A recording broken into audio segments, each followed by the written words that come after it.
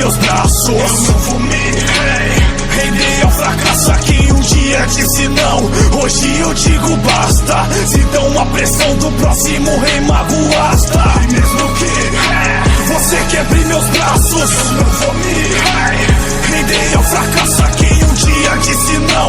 Hoje eu digo basta.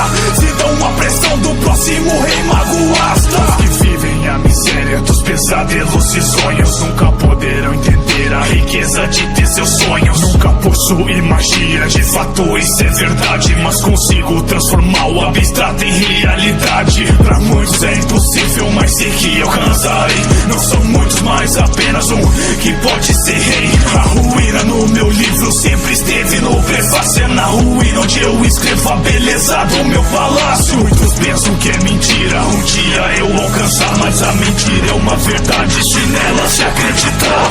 E mesmo que você quebre meus braços, eu não vou me render ao fracasso a quem um dia disse não. Hoje eu digo basta. Se dão a pressão do próximo rei mago asta. E mesmo que você quebre meus braços, eu não vou me render ao fracasso a quem um dia disse não. Hoje eu digo basta.